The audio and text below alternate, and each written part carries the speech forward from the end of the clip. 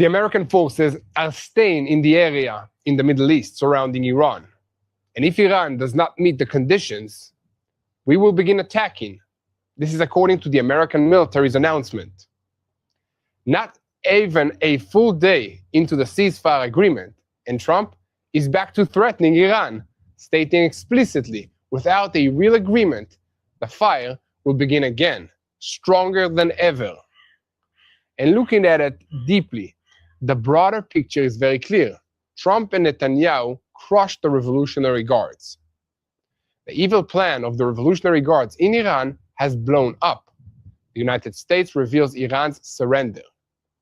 Yesterday, at the exact moment the ceasefire with Iran was declared, the Israeli Air Force delivered a massive blow in Lebanon against Hezbollah, with around 100 Hezbollah targets that were destroyed within 10 minutes.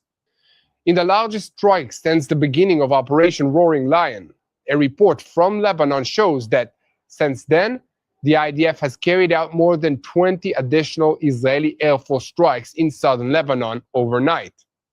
And at this very moment, an IDF fire blow is hitting southern Lebanon and encircling Binjbel. Israel is fighting Hezbollah with a green light from Trump, and Hezbollah is trying to increase the fire towards northern Israel. We will soon bring you all the details. Is the ceasefire collapsing? On the Iranian television, the Strait of Hormuz is completely closed. Iran's Revolutionary Guards representative to the negotiations, Uli Baf, said that the ceasefire agreement was violated by Israel in 3 clauses. Prime Minister Netanyahu stated explicitly that we are prepared to return to fighting at any moment. Israel has information according to which Iran may renew the fire. And US Vice President J.D. Vance responded to Israel's involvement in the negotiations and said, "The Israelis are trying to set us up for success in the negotiations with Iran." President Trump stated explicitly that Lebanon is not part of the ceasefire that is signed with Iran because of Hezbollah. And the United States President Donald Trump published a series of unusual statements that give a glimpse into how the United States would like to manage the negotiations. According to Trump's statements, the US will cooperate with Iran after productive regime change. This is the whole area of Hormuz. Who will oversee it? And who will remove the remnants of the nuclear infrastructure from Iran, while warning that a fake news campaign is taking place on multiple channels. Donald Trump is accusing CNN and the New York Times of fake news and of spreading Iranian propaganda. The Iranian Crown Prince, Raza Pahlavi, is calling on Iranians not to see the new ceasefire imposed between Iran and the United States and also Israel as a defeat. And he's presenting the ceasefire as proof that the Islamic Republic has suffered a historic blow and is close to collapse. While the Operation Epic Fury pauses for 14 days, the real war over control of oil and China's energy corridors continues. So, how will the negotiations with Iran be conducted in 3 days? I'm Yair Pinto, and with me is Mati Shoshani. And together, we are boots on the ground, and we bring you all the truth about what's happening here in Israel, and also the whole truth about what's happening in our neighborhood, the Middle East. And this is the opening of day 41 of the Roaring Lion War, or by its American name, Epic Fury. Many people in Israel and in the public, and also in the United States, are walking around today with an understandable feeling of frustration around this ceasefire. That feeling is completely natural. But it is important to take a deeper look at the broader picture of this war. And such a look reveals a historic strategic reality that places Iran at an unprecedented blow. Within 40 days of fighting, the United States and Israel eliminated the supreme leader Ayatollah Ali Khamenei, destroyed the ballistic missile infrastructure, and forced a regime that projected immunity for decades to agree to a ceasefire that is mediated by Pakistan. The numbers are clear. Human rights organizations in Iran reported thousands that were killed amongst the security forces. The Iranian Navy in the Gulf of Oman was destroyed, and the nuclear program suffered 2 fatal blows in less than a year. The ceasefire between the United States and Iran is not a victory for the Iranian regime, but a forced retreat by a weakened regime that has been hit hard militarily, intelligence-wise, and also economically, and don't forget the political side, and also was forced to stop in order to not collapse.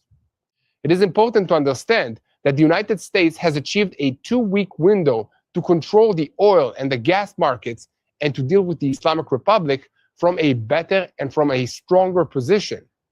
The Islamic Republic has lost its cards for creating a crisis in the oil and in the gas markets.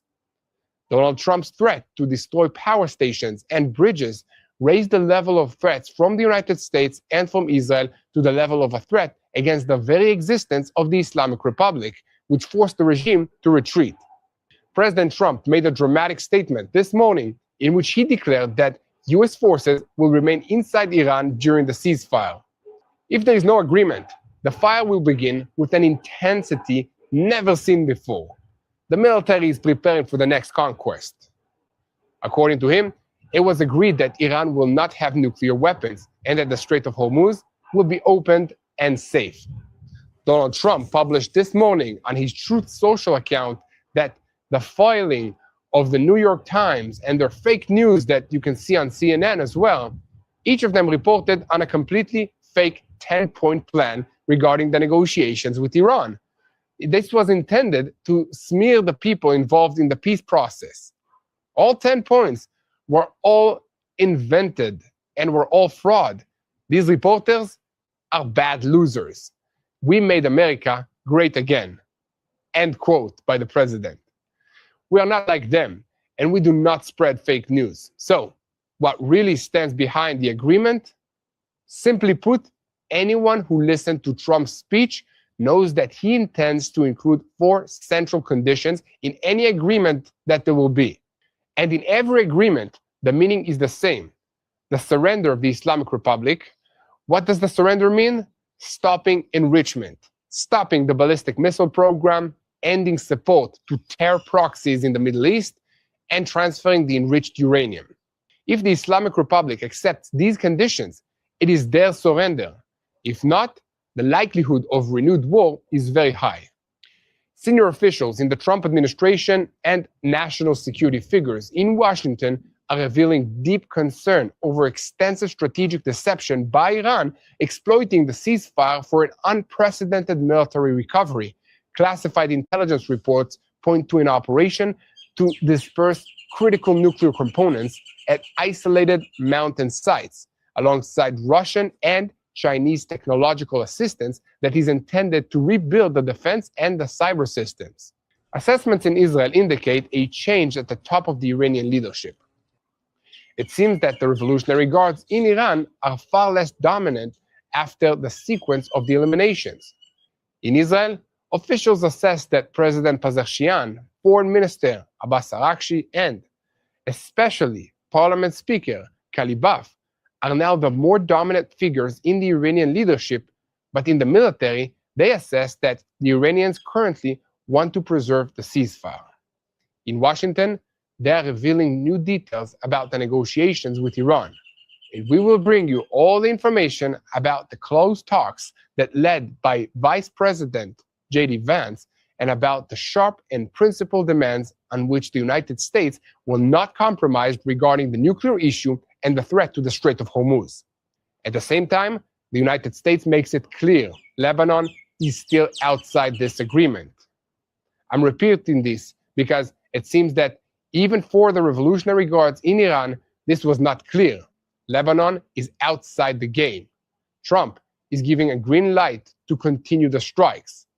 About 11 hours after the ceasefire with Iran took effect, the IDF launched an operation against Hezbollah and simultaneously struck many Hezbollah headquarters, infrastructures, and command and control sites.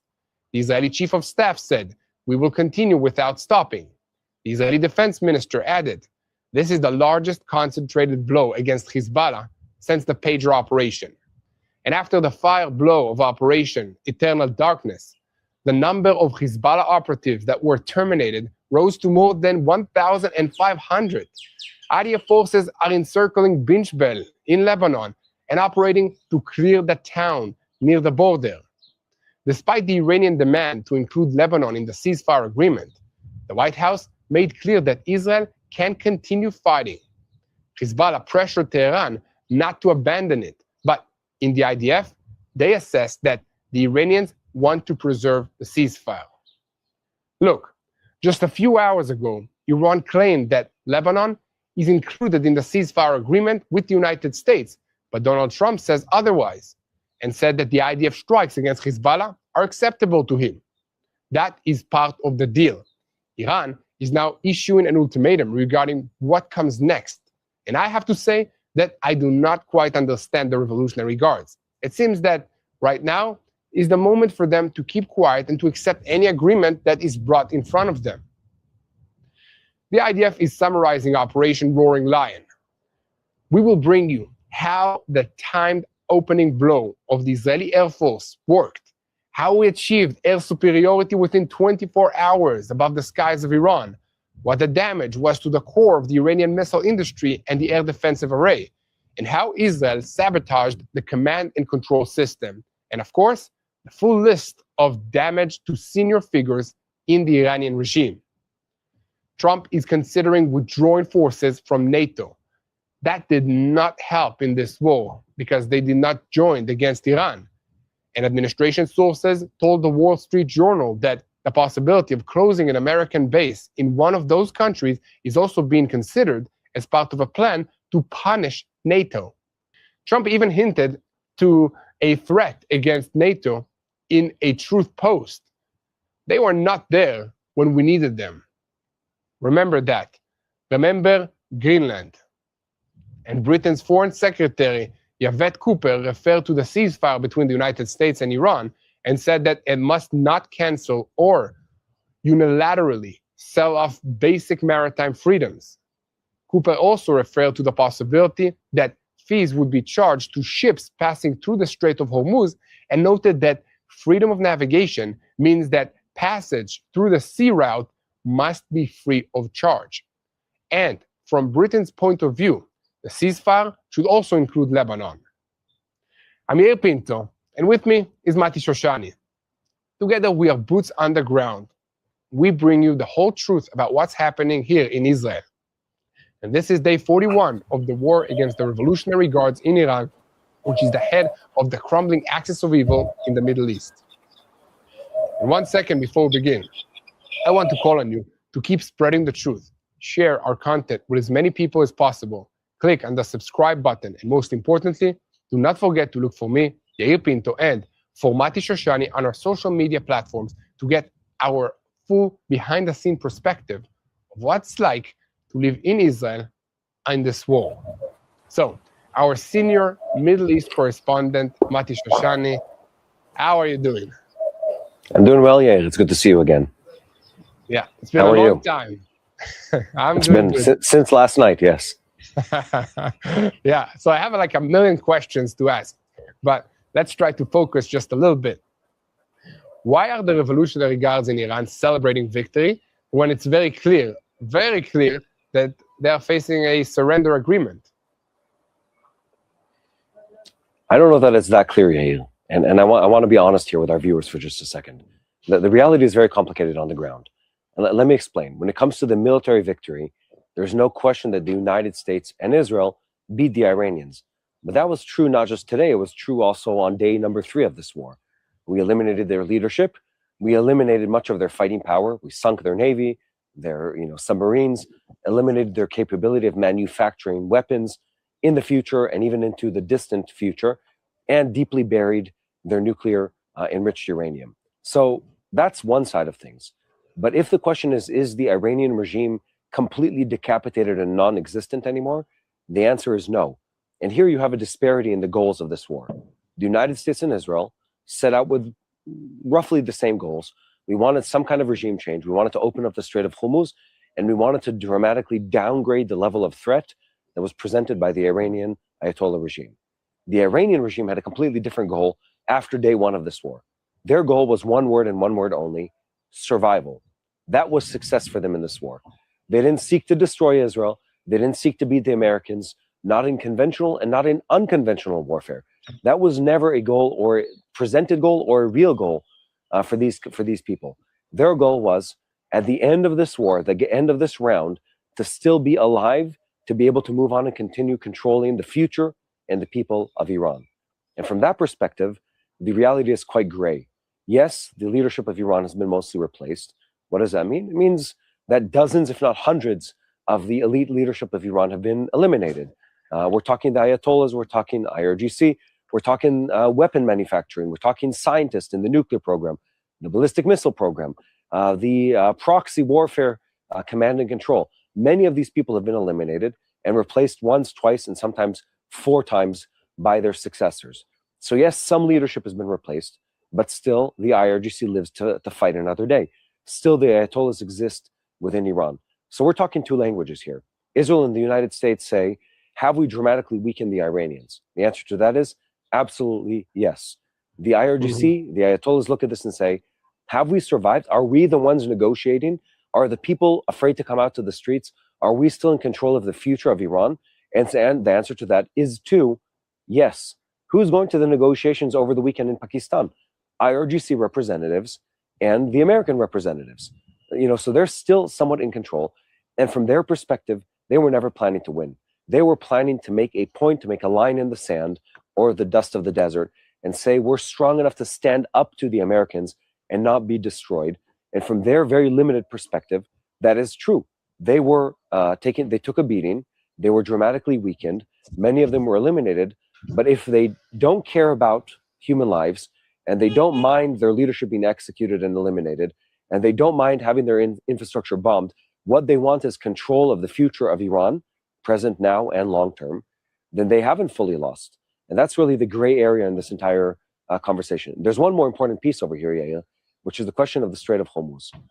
We yesterday had a kick-in of the ceasefire agreement. And in the ceasefire agreement, there were a couple clear variables and a couple unclear variables.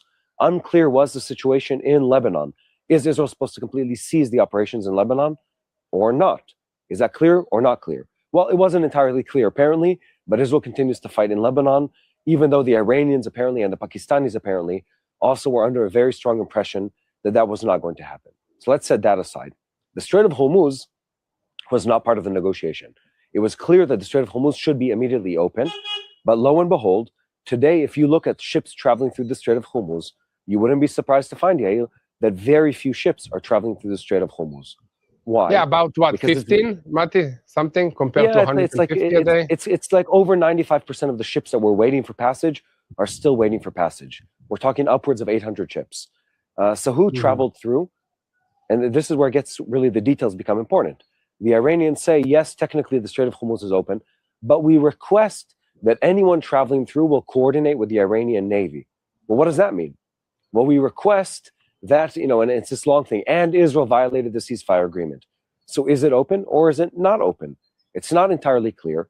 The practical reality on the ground is that the situation hasn't generated enough faith and sense of security in ship owners and insurance companies to say to their ships, to their captains, to their crews, sail full blast through the Strait of Hormuz and get your oil and goods to their destination. We're not there yet. So there still is work to happen, work to be done. My guess would be that that's not going to happen, definitely not at volume, before the negotiation actually starts practically over the weekend. That's my sense of this. So to answer your question, it's not very clear.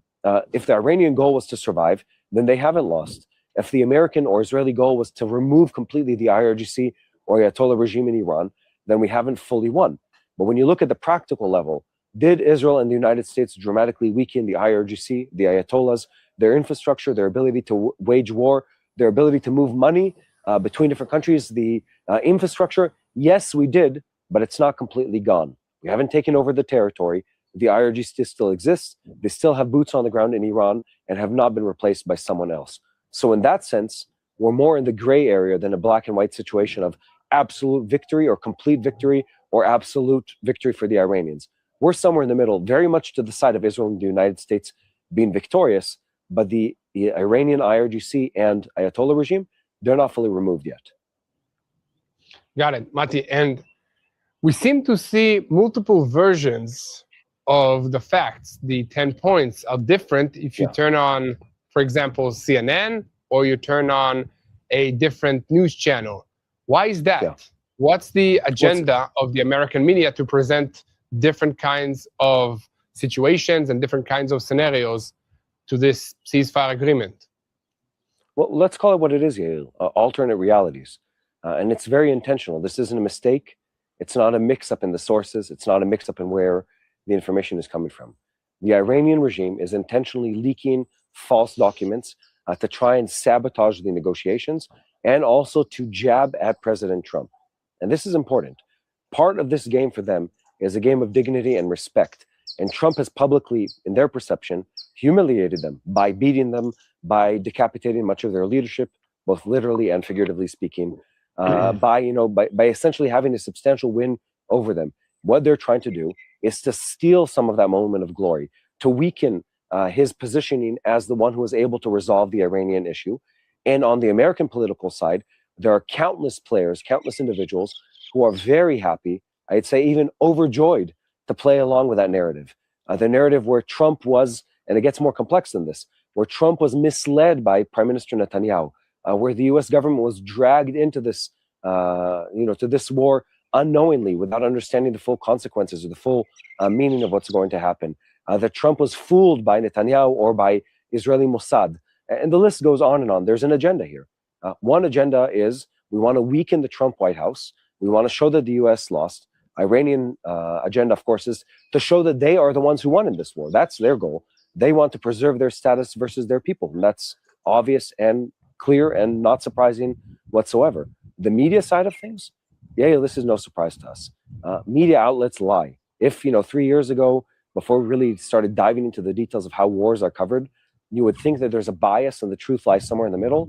That's clearly not the situation over here. If the headline cannot be manipulated to be against Trump or his members of cabinet, members of government, etc., it's not interesting to some outlets. If the headline cannot be anti-Israel or prove that Israel is the aggressor, it's not interesting to many international outlets. We've seen that time and time again. If there's Israel, there's news. If it's against Trump, it's news. If it's not, suddenly we want to report, as a good friend of mine said, what some celebrity in the US just did with a lip filler or something like that. Suddenly we have no interest in what's actually happening. It's true when you think about it. If it doesn't bash Israel, if it doesn't bash President Trump, if it doesn't weaken his policy, then they'd rather report about the divorce, the scandal, the facelift that some A-lister in Hollywood carried out, than the war that's taking place in the Middle East. But if it can be used against Trump, if it can be used against Netanyahu, then suddenly it's the leading story globally, even if somewhere else in the world there's something more substantial happening. And really, this is why people need to watch this type of channel, Yael. On the ground reporting. We're not the only ones, but we try. We try to do an honest job of actually reporting the facts as they are, without context, without a big picture, without many points of data. You really don't understand what's happening here. Because this story is more than just Trump. This story is more than just Israel.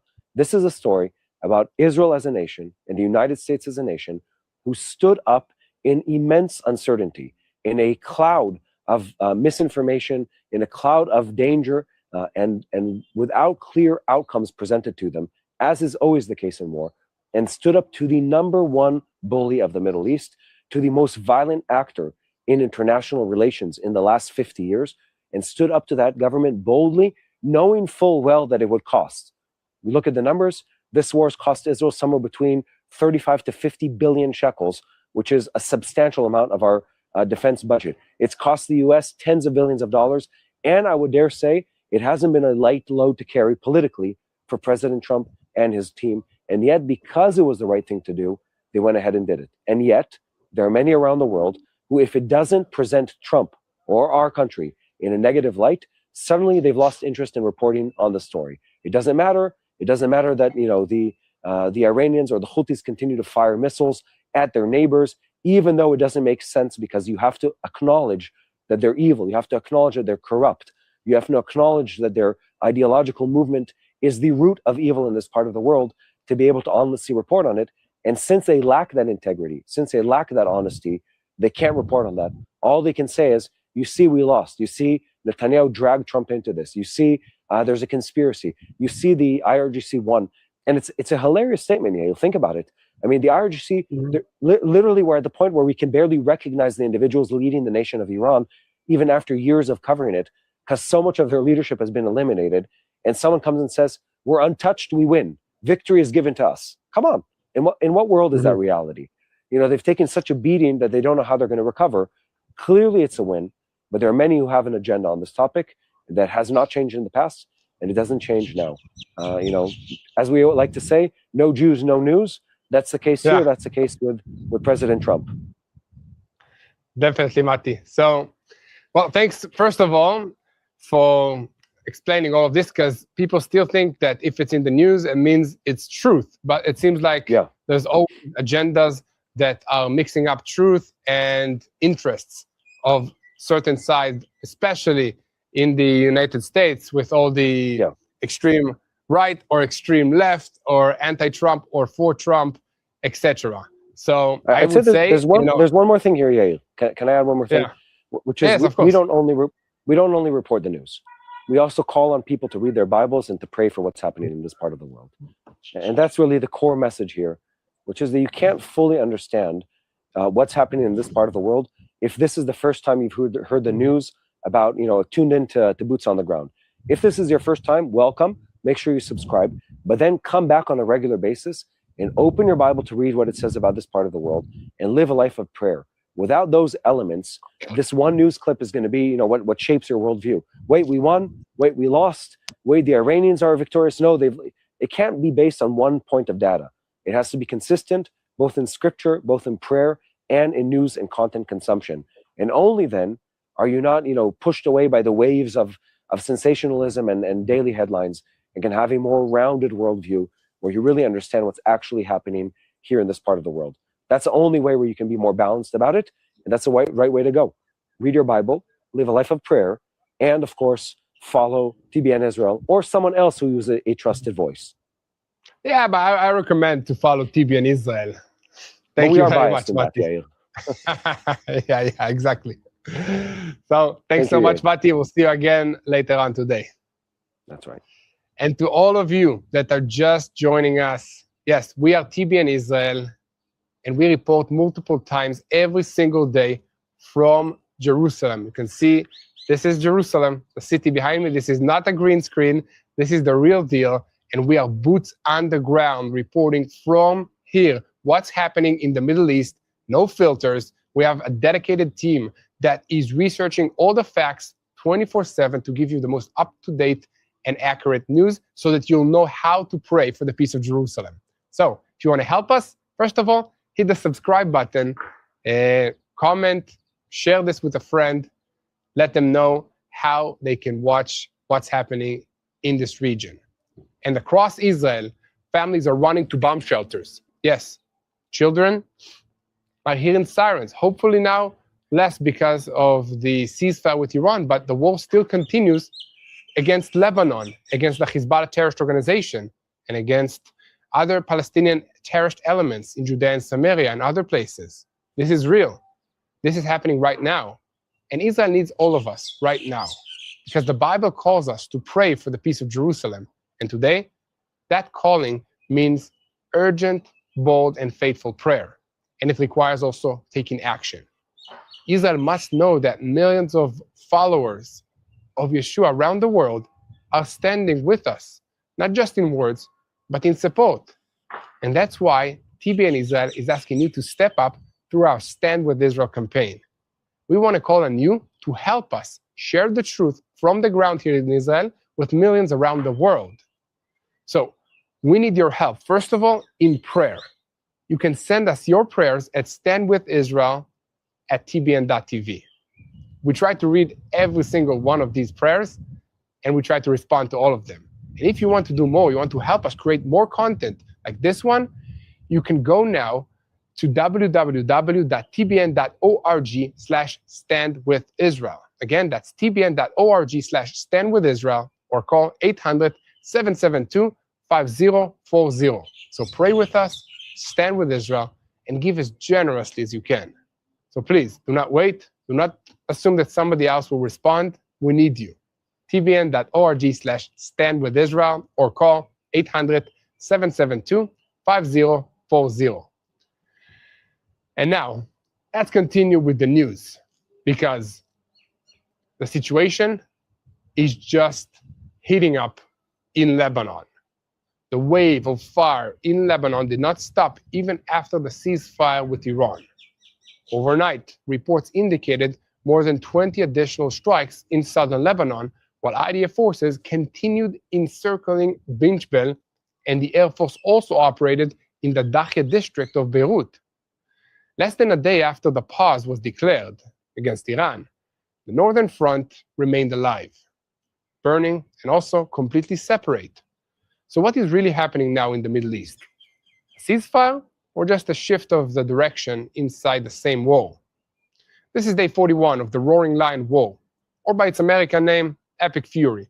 And this day opened with one clear message from Washington. The United States is not going anywhere.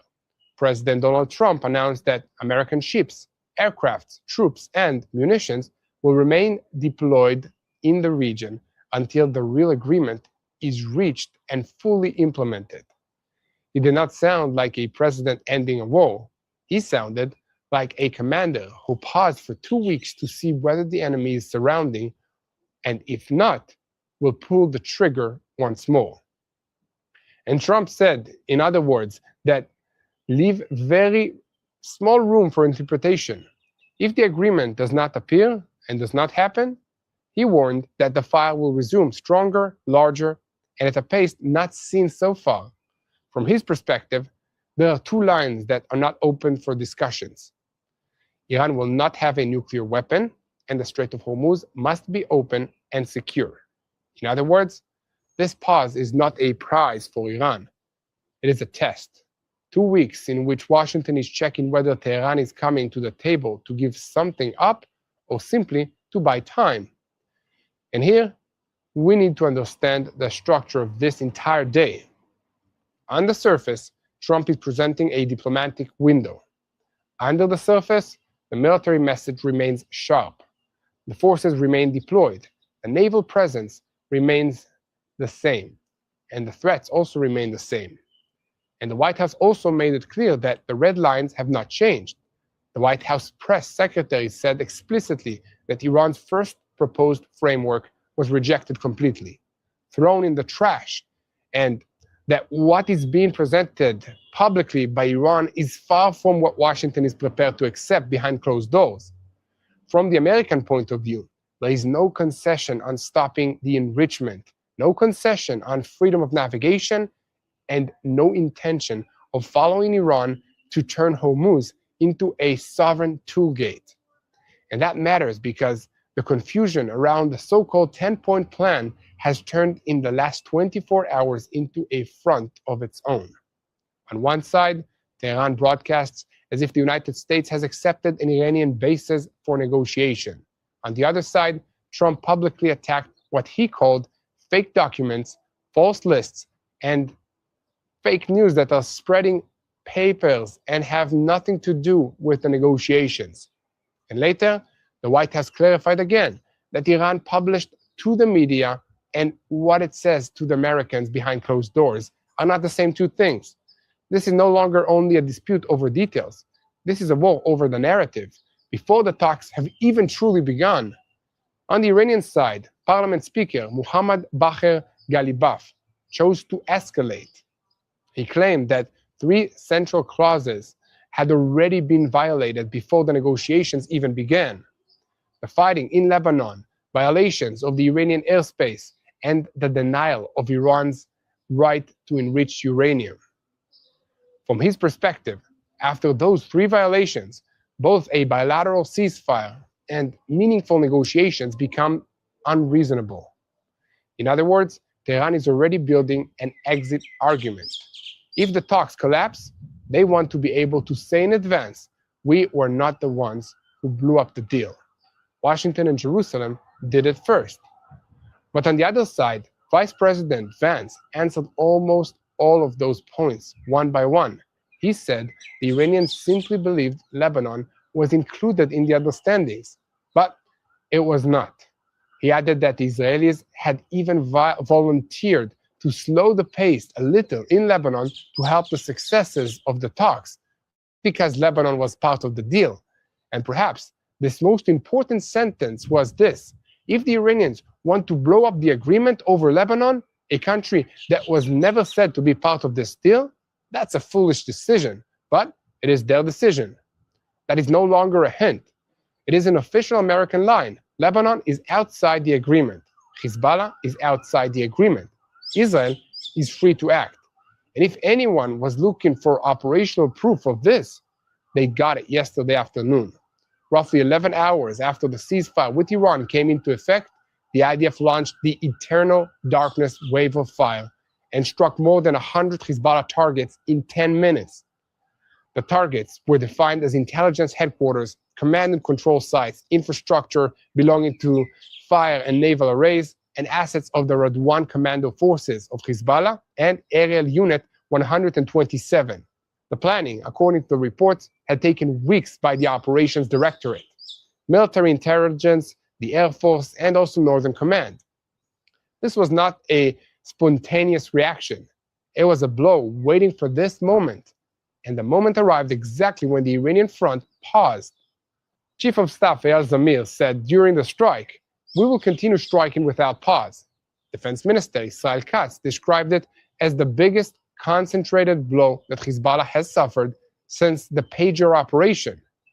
Prime Minister Benjamin Netanyahu added that he had insisted that the ceasefire with Iran would not include Hezbollah and that Israel continues hitting it with full force. These are not just quotes.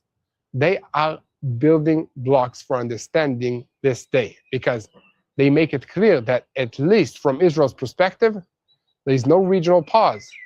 Iran paused, Lebanon did not. The night proved that the move did not end with a single wave. According to the reports from Lebanon, the Air Force carried out more than 20 additional strikes in southern Lebanon, and alongside the reports of continued fire from the air, Israeli ground forces completed an encirclement around Binchbel and operated to clear the area. According to the reports, dozens of terrorists were surprised inside the town. Some tried to flee and were terminated while escaping. Others barricaded themselves, and the forces are operating slowly and carefully to locate them. Binchbel has both military and symbolic value. It is a loud Shiite town in Lebanon, close to the border, only about 4 kilometers from Israel, and for years it has been identified with Hezbollah's symbolism. So, encircling the place is not just a tactical step, it is also a move meant to break a myth. The IDF is signaling there that it is not only striking from afar, but holding the ground and the initiative in an area that Hezbollah built for years as a story of immunity, ruthlessness, and control. And from the operational side as well, this is important, because both operations, Eternal Darkness and the encirclement of Binchbel, rested on intelligence gathering and prior planning. In other words, this was not a rushed campaign born out of a diplomatic quarrel between Trump and Iran. This operation was built in recent weeks on the assumption that the IDF would be able to keep operating in Lebanon even during the ceasefire with Iran. That is the difference between a state reacting to headlines and a military preparing for two theaters at once and then shifting its center of gravity quickly from one to the other. The IDF also explains that this operation was designed to achieve damage to Hezbollah's mid-level command, weakening its command and control systems, and also creating conditions for dismantling the organization's weapons. According to one published estimate, the number of Hezbollah dead since the start of Roaring Lion, has surpassed the 1,500. And that figure may not close the story, but it does indicate a trend. Israel is not satisfied with symbolic damage. It is trying to thin out the fighting forces, the commanders, and the infrastructure that allows Hezbollah to keep operating continuously. And this is exactly the point where we stop for a moment and tell you all of this. Because if you have value for clear reporting, If you want the full picture, not just the headlines, now is the time to subscribe to this channel. Please like, share, subscribe, give us a super thank you, donate on YouTube, tell a friend, any way helps, because we are here every day to break down not only what exploded, but what it means, how it happened, and where this war may be going next. So, if you stand with Israel, if you care about the facts, and if you want to keep hearing boots on the ground without filters, help us grow. Subscribe now, turn on the notification, and stay with us all the way through. But the military side is only half of the story, because the second half runs through the Strait of Hormuz. There, less than a day after the ceasefire, things remain very far from settled. In Iran, alternative shipping routes through the strait were published, with recommendations to vessels to avoid naval mines. That publication itself matters. It says something very simple. Even if Tehran talks about opening the strait, it is not broadcasting that everything is back to normal. It is broadcasting a dangerous zone, controlled, limited, and still full of maritime threats that have not disappeared. And in the West, the message is just as sharp. Britain made clear that freedom of navigation cannot become a product of sale, and that any attempt to impose passage and fees in the strait is unacceptable. France, through Macron, welcomed the ceasefire but stressed that it should be respected fully, including in Lebanon, and that any arrangement must deal not only with the nuclear issue, but also with missiles and with Iran's regional policy, including interference with shipping through Hormuz. And in other words, Europe also understands that the battle over the strait is not a technical issue. It is the heart of the crisis.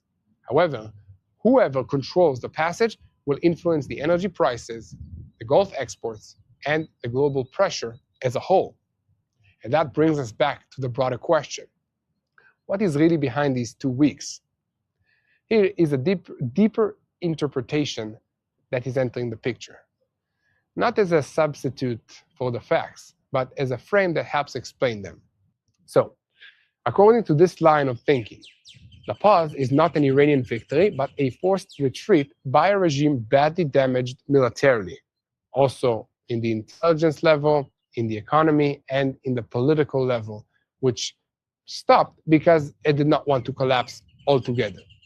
And according to the same reading, the United States achieved a 2-week window in which it can stabilize the oil and the gas markets and conduct negotiations from a much stronger position, while Iran lost the shock wave and the value card of Hormuz.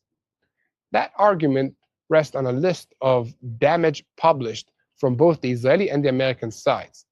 The IDF spoke about a coordinated opening strike, 40 munitions that were eliminating 40 people in 40 seconds, and air superiority within roughly 24 hours.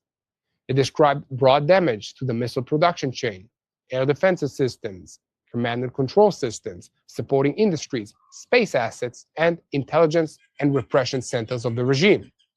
And at the same time, the White House spoke of more than 13,000 targets that were hit, more than 450 strikes on ballistic missile arrays, around 800 strikes on drone launch and storage units, and severe damage to Iran's ability to build and to store long-range missiles and drones.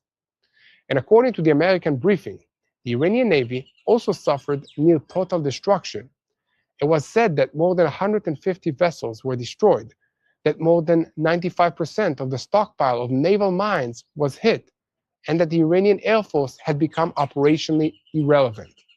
On the Israeli side, they spoke of damage to roughly 85% of Iran's air defensive capabilities, about a first strike even in the Caspian Sea, and about a deep disruption to the regime's ability to function as an orderly military system. If you connect all of this, one picture emerges. Even if the regime in Tehran is still standing, it is standing differently. Weaker, thinner, more confused, and much more dependent on its ability to buy time. But caution is necessary. Not everything written in commentary can automatically be turned into a finished fact. So, the precise line must be drawn. There are reports and assessments of very broad damage to the regime's top ranks, the Revolutionary Guards, the missile industry, petrochemical industries, and the security apparatus. There is also an American and Israeli line saying explicitly the final objectives have not yet been achieved. The enriched uranium has not yet been removed. The missile program has not yet been dismantled fully. Enrichment has not stopped in practice, and the option of renewed fighting remains on the table. So if anyone imagines that these 2 weeks are a signed ending, they're reading the event too quickly. That is exactly why tension remains in Jerusalem. According to reports, Israel has information indicating that Iran is considering renewing fire towards Israel because of the continued strikes in Lebanon. The cabinet dealt with this scenario as well, and the security establishment estimates that the Iranians already wanted close to the ceasefire's entry into effect to carry out a final barrage. And the Air Force launched a preemptive sortie to thwart these launches. In practice, fewer than 10 missiles were fired, although it appears that many more were planned. That teaches us two things at once: both an Iranian intention to hit, we knew that they had that, and a real blow to the ability to carry out what had been planned. And inside that picture, there is also the internal question in Tehran: who is now managing the system?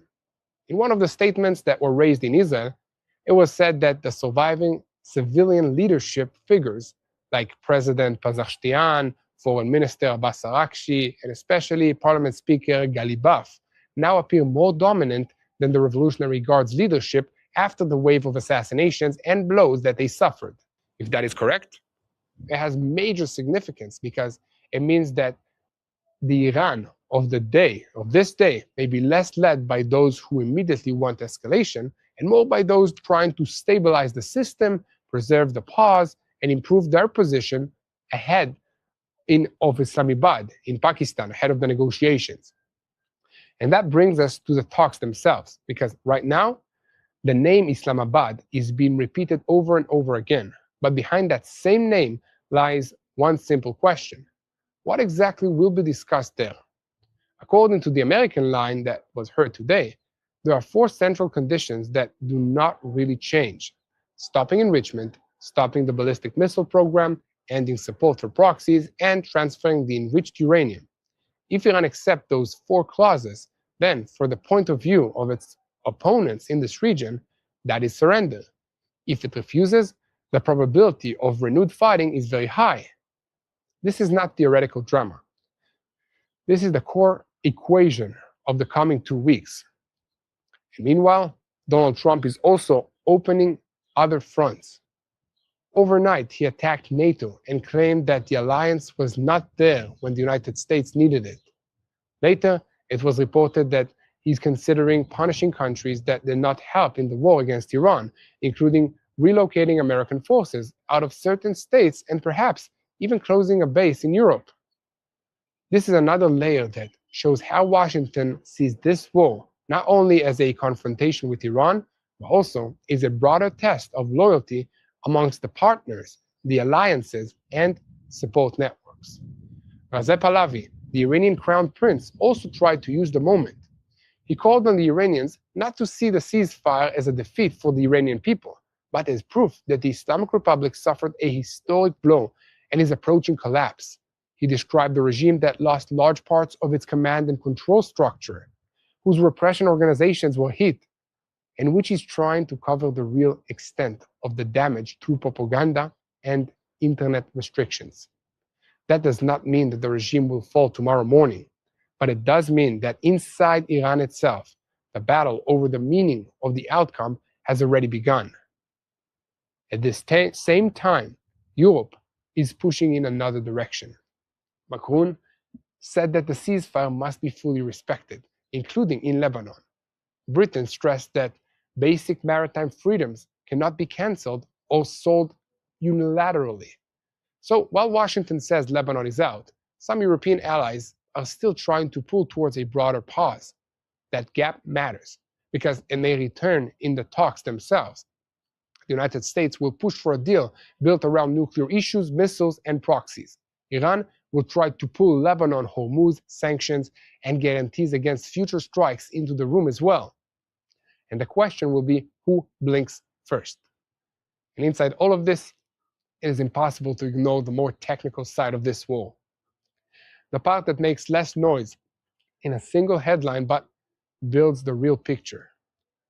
There were reports of Iranian use of satellite technology based on artificial intelligence from a Chinese company to improve the strikes against the American targets. There were also reports of American airdrop mines scattered near underground missile infrastructure, turning access roads into dangerous corridors. These details are a reminder that this confrontation is not being conducted only through the aircrafts and through the missiles, but also through intelligence, sensing, navigation, supply chains, and disruption of movement into and out of the underground. Put simply, even when the bombing stops, the system keeps fighting. It fights the enemy's ability to move, the enemy's ability to see, to repair, to launch, and to rebuild. That is also why the question, is the ceasefire collapsing, still does not have a simple answer. On one hand, there has not yet been a return to a heavy Iranian barrage against Israel, so that's one, pretty good for us. On the other hand, Iranian television is talking about closure, alternative routes, violations, and continuums that were not accepted. And on the third level, the IDF continues pounding Lebanon without any sign of stopping. And above all, Washington is not pulling back forces and is not softening its language. So, at this moment, ceasefire has not collapsed, but it has not stabilized either. It is standing on one leg above a half block straight, while the Lebanese front continues to burn. And so, it must be said clearly, many people in Israel and in the United States are walking around today with a sense of missed opportunity. That feeling is natural, because when the enemy is bleeding, there are those who ask, why stop now? But the broader picture shows something else. In roughly 40 days of fighting, Iran suffered unprecedented damage to its top leadership, its defensive systems, its missile industry, its navy, its air force, and parts of the infrastructure that keeps the regime standing.